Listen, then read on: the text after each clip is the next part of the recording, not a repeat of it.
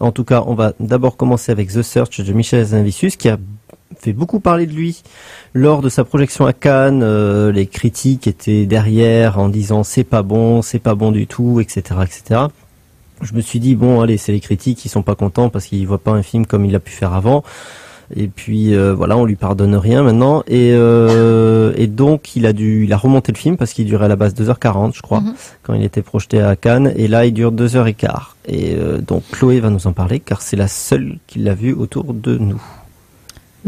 C'est pas Est-ce que tu peux nous raconter l'histoire d'abord? Après l'avoir raboté, c'est pas bon. Alors l'histoire, ça se passe pendant, officiellement, manifestement, on n'appelle pas ça une guerre, mais enfin on va dire ça comme ça, pendant la guerre de Tchétchénie. Donc en fait, quand Poutine est arrivé en tant que Premier ministre, il y a eu des attentats en fait en Russie et ils ont imputé ces attentats aux séparatistes tchétchènes et du coup Poutine a décidé d'aller combattre le terrorisme en Tchétchénie. Voilà, et du coup c'est une guerre qui ne dit pas son nom puisque effectivement on ne fait pas que combattre les terroristes, là c'est tout le monde qui est concerné, c'est les Tchétchènes en général, civils compris.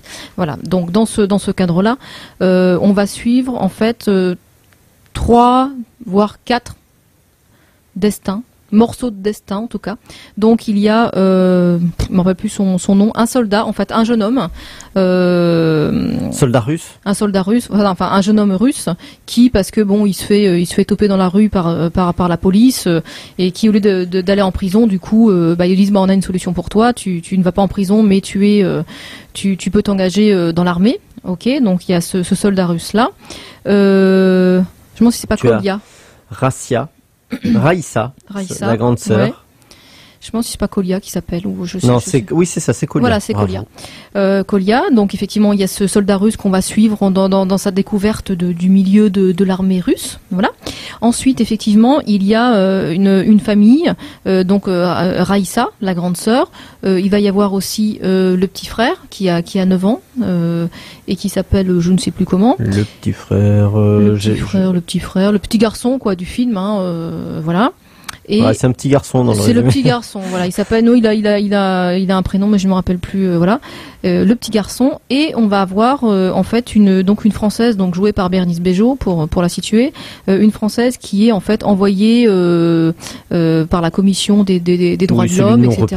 Voilà, par l'Union Européenne. Chargée de mission. Chargée de mission pour la Commission des droits de l'homme, et donc qui est là en tant qu'observatrice et qui doit fournir des rapports. Voilà. On va suivre ces 4 personnages-là, à peu près. Donc après, c'est assez déséquilibré. Mais le film raconte, en gros, le destin, une petite partie du destin de ces 4 personnages pendant la guerre, entre guillemets, de Tchétchénie. En tout cas, on peut pas non plus ne pas dire que c'est quand même bien de parler de ce conflit-là qui a été peu adapté au cinéma. Oui, alors après, voilà. Parce que de la part de Michel Hazanavicius, c'est quand même plutôt ambitieux. Oui, c'est risqué, mais ambitieux. Manifestement, il doit avoir quelques attaches de ce côté-là, parce que d'après ce que j'ai compris, voilà, en termes de famille ou d'attaches familiales, il y a quelque chose de ce côté-là. En tout cas, bon, c'est vrai que pour évacuer tout de suite la polémique du Festival de Cannes, c'est vrai que bon, The Artist avait été encensé peut-être même au-delà de ce qu'il valait. Là, effectivement, on l'attend en tournant, il se plante un petit peu pour certains. Enfin, certains estiment qu'il se plante, donc hop, on le décape et on le passe. Mais ça, c'est souvent la presse française. Ça, voilà. Ça, on va passer là-dessus. Après, moi, c'est vrai que au moins, il a essayé autre chose, voilà. Et c'est bien. Et déjà, alors après, qu'il réussisse ou pas, c'est une autre histoire. Mais au moins, il a essayé autre chose. Il parle de quelque chose, effectivement, qui est assez inconnu, qui est assez récent, qui est toujours en cours, pas dans les mêmes proportions, mais qui est toujours en cours. Donc voilà, c'est au moins, il a ce mérite-là d'avoir tenté quelque chose, parce que c'est vrai que les parodies et les muets, etc., c'est vrai qu'il est il aurait très bien pu s'enfermer dedans. Voilà, d'ailleurs, il est très revient bon là-dedans. Sur le 3e OSS 117. Voilà, il est très très bon là-dedans. Il fait ça très bien. Moi, je dirais que j'adore les OSS 117 et puis The Artist. J'ai beaucoup apprécié ce film-là. Voilà, là, il propose autre chose. Alors, donc, quand il passe au drame, quand il passe au drame, alors pour moi, c'est vrai que Taylor, bon, on me disait c'est pas bon, voilà. Alors, c'est un film que j'ai pas envie de démolir, mais pour moi, c'est vrai qu'il s'est un peu planté. Parce que là c'est vrai que pour le coup on passe dans le réel et le film pour moi est bancal dans le sens où il va nous faire une image un peu sale. Bon, on est en Tchétchénie, pays en guerre, un peu voilà. Il va nous faire une image un petit peu sale avec un petit peu de procédé de type un petit peu documentaire, donc caméra qui bouge un peu beaucoup, une image. Alors on est dans les marrons, dans les verdâtres, dans les voilà, on est dans les choses comme ça. Donc ça va hésiter. Il va y avoir ça d'un côté, et de l'autre côté va y avoir du romanesque. Alors pourquoi pas hein, lier les deux. Il y a plein de films qui lient les deux, mais je trouve que là le mariage entre les deux est complètement déséquilibré, complètement bancal. Et je trouve qu'il fonctionne pas. Voilà, c'est un peu. Je vais mettre des gueules comme ça. On va voir que c'est des vraies gueules de Tchétchènes. Voilà, on va mettre des soldats russes complètement tarés pour faire genre et tout. La reconstitution. Alors, extrêmement bien faite, elle sonne factice, pas dans le mal fait, mais je vais tellement bien, tiens, je vais dans ce sens-là, je vais mettre des vraies gueules, des vrais nanana et ça. Donc ça sonne un petit peu trop, je veux bien faire. Ouais, je sais pas si je me fais bien comprendre. Peut-être ça sonne trop cinéma. Peut-être qu'il a voulu faire vraiment une œuvre hyper cinématographique, parce que Michel Hazanavicius c'est quand même quelqu'un qui a une grosse culture cinématographique. Ouais. Mais je le dirais pas comme ça, parce que pour autant c'est vrai que c'est on est moi je pense au SS 117 par exemple, où il nous fait un truc au niveau de la reconstitution, c'est nickel de chez nickel quoi. Ah oui. Donc là moi ça fait pas, en fait moi c'est vraiment le mariage. Alors moi je l'explique par le fait de peut-être vouloir trop bien faire, voilà, et surtout par des procédés de mise en scène qui moi m'interroge beaucoup, notamment le début et la fin. C'est vrai qu'on commence sur une vidéo caméra à l'épaule, machin, etc. Filmée par le soldat, par un soldat en fait. Et à la fin, on a un espèce de twist. Si on peut appeler ça comme ça, enfin, c'est pas un retournement, hein, c'est un petit truc qui explique certaines choses. Et je trouve ça extrêmement discutable dans la forme, parce que je trouve ça assez racoleur, assez voyeur, bien que j'ai pas envie de dire que Michel Hazanavicius est voyeur, racoleur, mais ça donne cette impression-là. Voilà, c'est pour ça que j'ai pas envie de démonter ce film et de dire il s'est complètement planté ou je sais pas quoi. Pour moi, il est passé à côté du traitement du sujet. C'est pas le sujet, c'est la manière dont il le traite, et notamment dans certains procédés de réalisation comme ça, je trouve que le début et la fin sont assez discutables dans le procédé. Voilà, c'est pour moi c'est un petit peu racoleur, c'est un petit peu voilà. Et du coup, ça dessert le film, parce que le personnage de Bérénice Bejo, donc qui joue une attachée là de la Commission de l'Union européenne pour les droits de l'homme, et elle bataille un peu contre des moulins à vent, hein, on le sait aujourd'hui. Et à un moment, son personnage dit mais tout le monde s'en fout. Ouais, tout le monde s'en fout, mais en même temps, le film, par sa forme, dessert ça, parce que même sur des choses très très simples, du style un chant contre chant, il y en a un notamment là alors je veux pas le dire lequel, parce que sinon ça va un peu dévoiler quelque chose, mais il y a certains chants contre chants qui sont extrêmement condescendants. Et du coup, oui.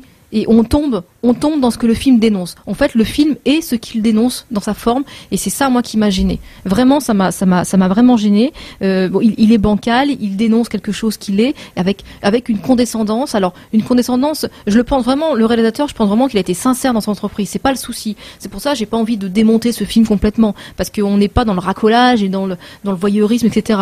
Mais du coup, les procédés de traitement qui ont été choisis, pour moi, c'est vraiment bancal, et ça met le film par terre parce que ça le dessert. Et au contraire, voilà, il en devient condescendant sur certaines choses. Voilà. Après, en termes de scénario, alors je disais tout à l'heure, on suit le destin de 3 personnages ennemis, hein, parce que la sœur, oui, on la voit, mais à un moment on la voit plus. Enfin voilà, c'est autant pas la mettre, hein, voilà, ouais. Tant qu'à faire. Il y a des choses un peu comme ça qui dans le scénario qui sont un petit peu. Alors peut-être ça c'est dû au recoupage. Ah peut-être, hein, je ne sais pas. Moi j'ai vu ce film-là sous cette forme-là. Donc il estime que c'est cette forme finale. Voilà. Il l'a fait sortir grand public comme ça. Donc moi j'ai vu comme ça. Je ne sais pas comment il était avant, mais c'est vrai que du coup le personnage de la grande sœur là est un petit peu raboté. Soit on suit un personnage, soit on suit pas. Mais on n'est pas. Alors pour ce qui concerne le personnage de Kolia, alors il est très bien, l'acteur est très bien. C'est pas le souci, sauf que c'est du déjà vu. Hein. Ouais. Alors. Full Metal Jacket, Jared, machin, Oui. dans le parcours d'un soldat qui s'endurcit. Alors encore une fois sur un mode beaucoup plus réaliste, mais mode d'un jeune homme qui au début était un jeune homme lambda et qui va devenir une machine de guerre, etc., etc. Ça c'est du déjà vu. Voilà. Alors c'est bon, oui, l'acteur joue très bien. Après, oui, dans ce qu'il nous montre, c'est du déjà vu. Parce que paraît-il, c'est quand même le destin le plus intéressant qui soit dans le film. Oui, ça c'est vrai. À lire la critique. C'est du déjà vu.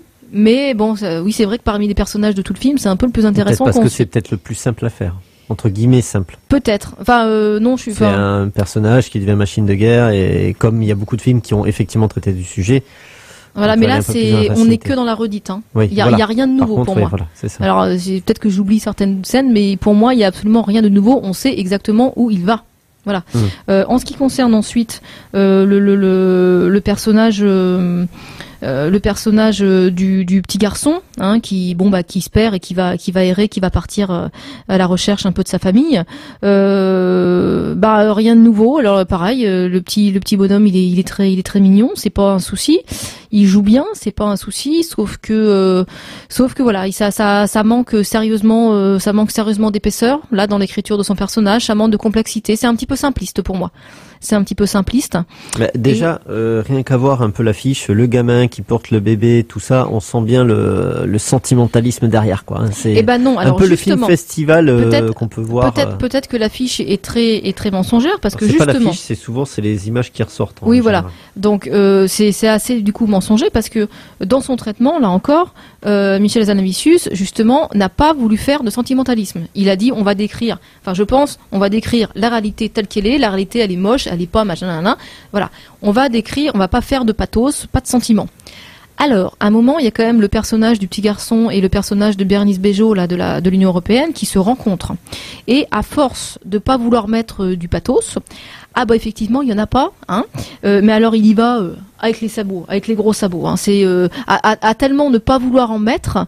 Alors c'est rare quand même que je dise ça, mais à la limite j'en aurais voulu un petit peu, hein, si ça ne dérange pas, parce que là pour le coup, il y a tellement de distance qui se met, on est complètement extérieur à ça et on voit bien ce qu'il veut faire, on voit trop ce qu'il veut faire d'ailleurs, à dire ce personnage-là de l'Union européenne là, il veut pas mettre de sentimentalisme dedans et du coup oui effectivement il y en a pas, hein, mais on aurait préféré que cette relation entre le petit garçon et cette femme soit traitée autrement. Là encore, il y a un problème de traitement pour moi. Et surtout, alors le gros défaut du film, c'est Bérénice Bejo. Ouais. Alors il y en a qui aiment, il y en a qui n'aiment pas du tout. Bérénice Bejo, moi, elle me dérange pas d'habitude. Je l'avais beaucoup aimé dans le passé, par exemple, le film Le Passé, c'est un film que j'avais beaucoup aimé et qu'elle se défendait vraiment, vraiment bien. Là, alors, je dirais pas que c'est une erreur de casting, c'est peut-être plus une erreur de direction. Voilà, parce que, alors, voilà, pas de sentimentalisme, mais elle arrive à rater des scènes qui sont somme toute assez simples, quoi. Il y a des choses qui à vouloir ne pas être, à vouloir montrer je suis une dure et je suis pas dans le sentiment, mais je me laisse quand même avoir, etc. Avec là, comme je disais tout à l'heure, les chants contre-chants là qui sont très opportunistes, très condescendants. Enfin voilà, elle joue mal. C'est malheureux à dire, mais je rappelle que chez Chloé, c'est rare d'entendre ça quand même. Mais oui, non, mais moi franchement, elle passe complètement à côté de son sujet. Alors voilà, je sais pas si c'est une erreur de casting ou une mauvaise direction, j'en sais rien. Ou le personnage qui est mal écrit, c'est possible. C'est possible aussi. C'est possible. Ça arrive. Parce que je trouve qu'il est extrêmement simpliste et qu'il manque d'épaisseur. Et voilà. Donc le problème de ce film-là, c'est effectivement qu'il dénonce finalement ce qu'il est. Et moi, c'est vrai que quand un film comme ça raconte la petite histoire dans la grande, j'aime que ça me donne à appréhender la grande histoire et que ça me j'attends que ça me touche, j'attends que ça me parle des destins comme ça dans une guerre telle que celle-ci qui a été extrêmement violente et voilà.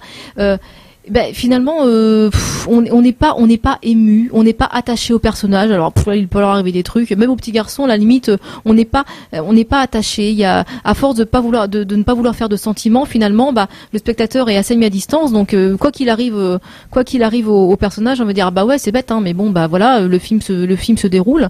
Et donc, c'est un film pour moi, qui est bancal dans le traitement, qui manque d'épaisseur, qui est un petit un petit peu, voire carrément simpliste quand même sur les bords. Et je trouve ça dommage. Donc pour moi, Hazanavicius a raté son passage dans un autre genre. Bon, bah au moins il a essayé, hein, pourquoi pas. Voilà. Mais pour moi, c'est un film qui est vraiment bancal. Et voilà, on est trop dans une démonstration de vouloir trop bien faire. On voit trop les procédés, quoi. C'est comme si on avait une feuille, l'écran était une feuille calque et puis que derrière on voyait les procédés et ce qu'ils voulaient faire, etc. Donc moi je passe, quoi. Okay. Et en plus, oui, il est long, hein. Il a beau avoir été raboté de 20 minutes, je crois, hein. C'est ça que tu disais tout à l'heure. Ah oui, au moins une vingtaine de minutes. Il est très long. Il a peut-être pris conscience en cours de route que c'était un challenge de changer de registre et c'est peut-être ça qui l'a bloqué. C'est ce que disait Bérénice Bejo à l'époque. Peut-être faut lui laisser le temps de Bérénice Bejo, c'est ce qu'elle disait. Ah bah, pourquoi pas, hein. Moi, je vais pas dire, oh bah non, le prochain, j'irai pas, il est nul. Non, c'est celui-là, je ne l'ai pas aimé, ce film-là de Hazanavicius. Après, on verra les prochains, quoi. Mais non, Bérénice Bejo le disait à l'époque à Cannes où il avait été montré. Elle disait c'est vraiment un film qu'il avait envie de faire et que il s'est battu énormément pour le faire. Donc il a quand même fait beaucoup de choses pour le faire. Après, évidemment, si c'est loupé, c'est loupé. C'est des films pareil, c'est souvent comme ça. C'est des films qui tiennent tellement à cœur qu'on veut trop bien faire. Et là, quelque part, on voit le je veux trop bien faire. C'est bizarre parce que lié au fait qu'il y a un financement américain, qu'il doit y avoir des pressions extérieures, qui fait que tu ne peux ne pas être dans le même. Oui, mais après, je disais tout à l'heure, c'est vrai qu'il est long. Il a été raboté, mais c'est extrêmement long.